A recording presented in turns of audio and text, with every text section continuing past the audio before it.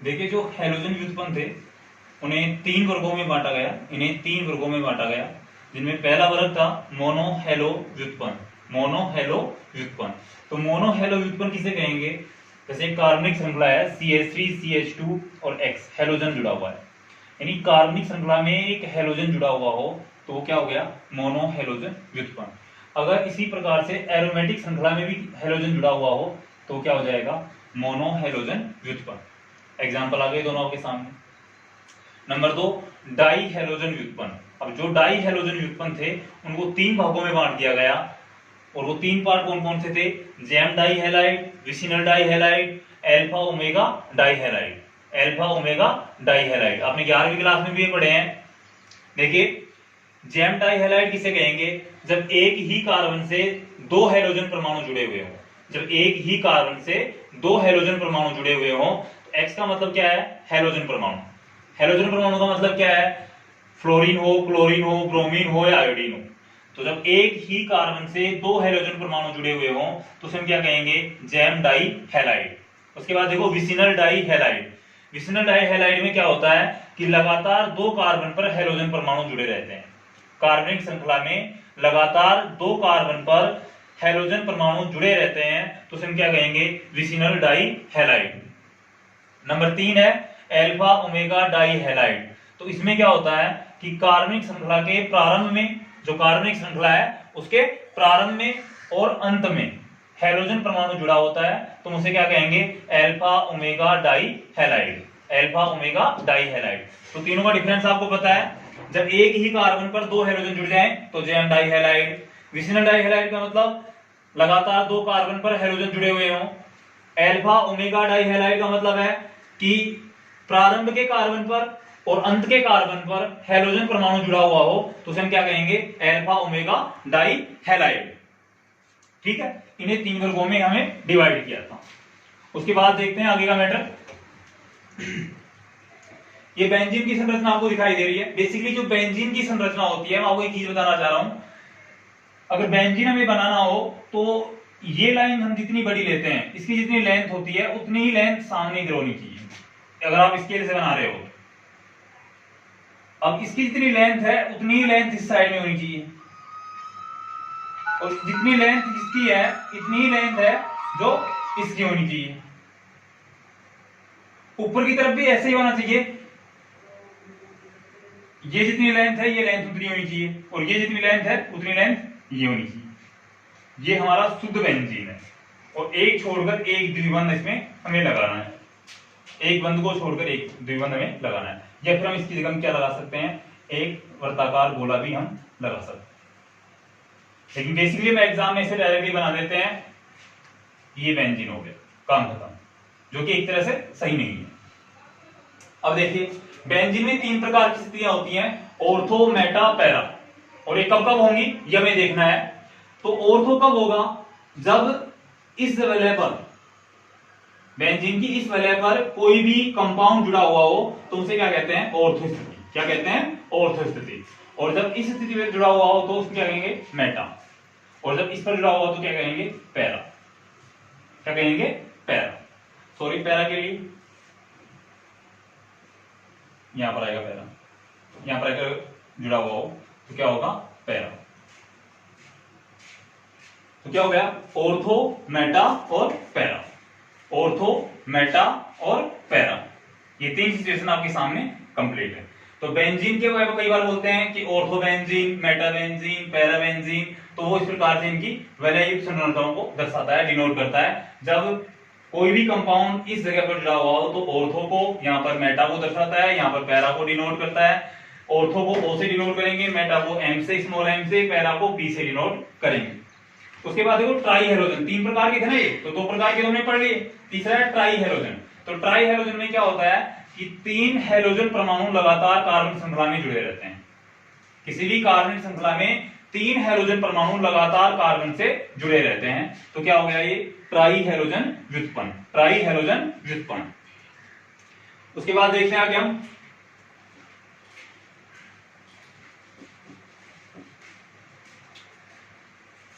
जो mono halogen व्युत्पन्न को है उसको संकरण के आधार पर दो भागों में बांटा गया। मोनो हैलोजन व्युत्पन्न को संकरण के आधार पर दो भागों में बांट दिया गया। पहला भाग था sp3 संकरण युक्त कार्बन, sp3 संकरण युक्त कार्बन, और दूसरा पार्ट था sp2 संकरण युक्त कार्बन। तो पहले हम किसके बारे में पढ़ेंगे, sp3 संकरण युक्त कार्बन के बारे में। इसे 3 वर्गों में बांटा गया। कितने वर्गों में बांटा गया? 3 वर्गों में बांटा गया। अब ये 3 वर्ग कौन कौन से थे? तो पहला वर्ग है एल्किल हैलाइड। पहला वर्ग कौन सा है? Alkyl halide. पहला वर्ग है एल्किल हैलाइड। तो सबसे पहले हमें एल्किल हैलाइड की परिभाषा देखनी है कि एल्किल हैलाइड हम किसे कहेंगे। देखो, हैलोजन जो परमाणु है जिस कार्बन से जुड़े होते हैं, हैलोजन परमाणु है वो जिस कार्बन से जुड़े रहते हैं उन पर सबसे पहली बात तो है sp3 संकरण होता है। जिस कार्बन से वो जुड़े रहेंगे उन पर संकरण कौन सा होगा? sp3, यानी 3 सिग्मा बंध होंगे उस कार्बन के चारों तरफ। और इसे 3 वर्गों में आगे विभाजित किया गया था। तो पहला हम पढ़ रहे हैं एल्किल हैलाइड। तो इसके अंदर परिभाषा देखिए, हैलोजन परमाणु जिस कार्बन से जुड़ा होता है वह sp संकरण युक्त कार्बन होता है तथा उसमें अगला कार्बन भी sp संकरण युक्त ही होता है, तो उसे हम क्या कहेंगे? Alkyl halide. तो इसका एक एग्जांपल मैं आपको देकर बताता हूं। जैसे मान लो 2 कार्बन है, एक कार्बन ये है और एक कार्बन ये है, और इस कार्बन से कौन जुड़ा हुआ है? हैलोजन परमाणु। तो इस कार्बन से हैलोजन जब जुड़ा हुआ है तो इस कार्बन पर संकरण देखिए कौन सा है? एक सिग्मा बंध, सिग्मा बंध, सिग्मा बॉन्ड, सिग्मा बॉन्ड। कितने हुए? 1 2 3 4 सिग्मा बॉन्ड है। तो संकरण क्या होगा बता सकते हो आप? sp3 क्या होगा? sp3, एक तो s और 3 p, कितने हो गए टोटल? 4। यहां पर भी इस पर देख लो, एक सिग्मा बंध तो ये रहा, एक सिग्मा ए, एक सिग्मा ए और एक सिग्मा ए, 4 सिग्मा है। तो यहां पर इस कार्बन पे संकरण कौन सा होगा? sp3। तो दोनों ही कार्बन पर sp3 संकरण है और यहां पर हैलोजन भी जुड़ा हुआ है। तो इसे क्या कहेंगे? Alkyl halide. इसे क्या कहेंगे? Alkyl halide. एल्किल हैलाइड आपके आई बहुत अच्छी तरह से समझ में आ गया होगा कि 2 कार्बन होने चाहिए और दोनों कार्बन पर sp3 संकरण होना चाहिए और हैलोजन जुड़ना चाहिए। तो sp3 संकरण कब होगा? जब इनसे एक एक हाइड्रोजन जुड़ेगा। इस प्रकार से हाइड्रोजन से जुड़े रहेंगे तब जाकर इन पर क्या आएगा? sp3 संकरण आएगा। तो इसे हम क्या कहेंगे? Alkyl halide. Alkyl halide. आगे इसके अंदर देखते हैं, इसे rx से भी दर्शा सकते हैं, इसे rx से भी डिनोट कर सकते हैं। rx से भी इसे डिनोट किया जा सकता है। r का मतलब एल्किल, x का मतलब हैलाइड। तो rx का मतलब हो गया एल्किल हैलाइड। और इसका जो सूत्र होता है वो CnH2n+1x होता है। CnH2n+1 होता है। CnH2n+1 इसका सूत्र है जिसमें साथ में x जुड़ा होता है क्योंकि हैलोजन है ना। CnH2n+1x ये इसका सामान्य सूत्र होता है। हैलोजन परमाणु में यदि प्राथमिक कार्बन परमाणु से जुड़ा हो तो उसे प्राथमिक एल्किल हैलाइड कहेंगे या 1 डिग्री एल्किल हैलाइड कहेंगे। कहने का मतलब मेरा ये है, जैसे हैलोजन इस तरह से जुड़ा हो CH3Cl तो इसे क्या कहेंगे? 1 degree alkyl halide. 1 degree alkyl halide. यदि पहले कार्बन से हैलोजन परमाणु जुड़ा हुआ हो, प्राथमिक कार्बन से हैलोजन परमाणु जुड़ा हुआ हो तो उसे 1 डिग्री एल्किल हैलाइड या प्राथमिक एल्किल हैलाइड कहते हैं। तो ये तो 1 डिग्री हो गया। अगर मैं बात करूं 2 डिग्री की या द्वितीयक की, तो जैसे CH3 और यहां पर जुड़ा हुआ हो Cl या फिर X ले लो, कौन सा भी हो जाएगा। तो ये कौन सा हो गया? 2 डिग्री एल्किल हैलाइड। ये क्या हो गया? 2 डिग्री एल्किल हैलाइड। मैं से नेक्स्ट बात करूं 3 डिग्री के लिए तो वो जाएगा CH3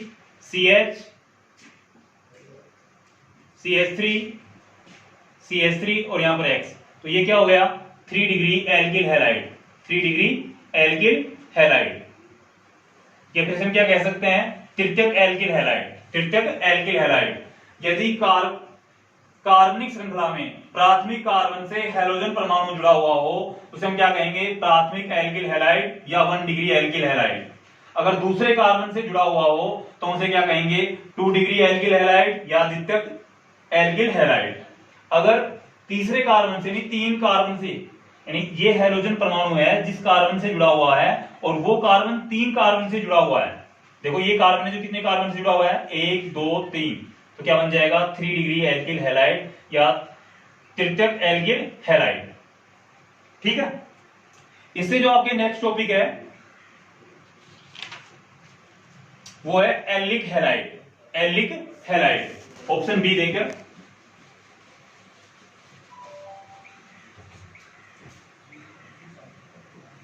allylic halide. Allylic halide में क्या होता है, देखिए हैलोजन परमाणु जिस कार्बन से जुड़ा होता है वह sp संकरण युक्त कार्बन होता है। ये तो कंप्लीट है, पहले बता दिया उसकी परिभाषा के अनुसार। उसके बाद देखिए इसमें अगला कार्बन sp2 संकरण युक्त होता है, अर्थात द्विबंध से बंधित कार्बन हो तो उसे हम क्या कहेंगे, एल्लिक हैलाइड। एक कार्बन तो क्या होता है sp3 संकरण और दूसरे कार्बन तो क्या होता है sp2 संकरण। कहने का मतलब कार्बन कार्बन के बीच सिंगल बॉन्ड यहां पर आ गया, यहां पर हैलोजन जुड़ा हुआ है, लेकिन यहां पर क्या है डबल बॉन्ड है। यहां पर डबल बॉन्ड है, कार्बन की संयोजकता 4 होती है हमें पता है, तो 2 और 1 3, तो सिर्फ एक और बैठ सकते हैं, यहां पर 4, यहां पर 2 3 4 हाइड्रोजन हाइड्रोजन, यहां पर हाइड्रोजन, और यहां पर भी डबल बॉन्ड से कोई भी यौगिक कंपाउंड जुड़ा होगा डबल बॉन्ड के द्वारा हम उसे डिनोट कर सकते हैं। तो इस कार्बन पर तो देखो 4 सिग्मा बॉन्ड है, 1 2 3 और 4, तो संकरण कौन सा आ जाएगा sp3। जब 4 सिग्मा बॉन्ड है तो संकरण क्या रहेगा sp3। लेकिन यहां पर कितने हैं, 1 2 सिग्मा और 3 सिग्मा, यहां पर सिर्फ कितने सिग्मा बॉन्ड है, 3 सिग्मा बॉन्ड है, तो 3 सिग्मा बॉन्ड है तो संकरण कौन सा होगा sp2। तो एक कार्बन पर तो संकरण क्या है sp3 और दूसरे कार्बन पर संकरण क्या है sp2। तो जब एक कार्बन पर sp3 संकरण हो और दूसरे कार्बन पर sp2 संकरण हो और जिससे sp3 संकरण हो उससे हैलोजन जुड़ा हुआ हो तो उसे हम क्या कहेंगे, एलिलिक हैलाइड। क्या कहेंगे, एलिलिक हैलाइड। ये एलिलिक हैलाइड की परिभाषा हो गई।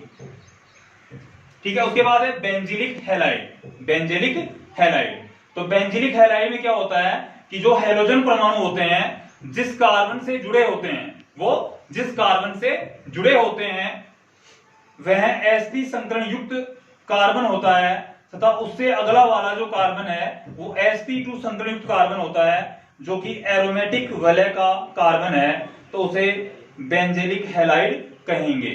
कुल मिलाकर बात यह है कि यहां पर सिर्फ हम खुली श्रृंखला के बारे में बात कर रहे थे और बेंजिलिक हैलाइड के अंदर बंद श्रृंखला के बारे में बात करेंगे। जैसे मैं बेंजीन की संरचना बनाता हूं आपके सामने एक बार। ये आपके सामने बेंजीन की संरचना, एक छोड़कर एक आप द्विबंध लगाओगे इसके ऊपर, और एक छोड़कर एक द्विबंध लगाने के बाद सबसे पहले देखोगे कि एक कार्बन जुड़ा हुआ है और उस कार्बन से कौन जुड़ा हुआ है, हैलोजन बंध। यानी कि यहां पर एक कार्बन जुड़ा हुआ है, ये रहा कार्बन, और इस कार्बन से कौन जुड़ा हुआ है, हैलोजन बंध। तो कार्बन की संयोजकता कितनी होती है, कार्बन की संयोजकता होती है 4, तो 2 ही कंप्लीट हो रही है, 3 4। तो इस कार्बन पर तो कौन सा बंध है, सॉरी कौन सा संकरण है, sp3, क्योंकि 4 सिग्मा बंध है, 1 2 3 4, तो 4 सिग्मा बॉन्ड हो तो संकरण कौन सा होगा, sp3। लेकिन यहां पर जो कार्बन है, यहां पर जो कार्बन है, इस कार्बन के ऊपर देखो एक सिग्मा बंध तो ये रहा, एक सिग्मा बंध ये रहा, और एक सिग्मा बंध यहाँ रहा ओनली, क्योंकि यहां पर डबल बॉन्ड आ गए। तो यहां पर सिर्फ कितने हैं, 3, तो यहां पर संकरण कौन सा होगा, sp2।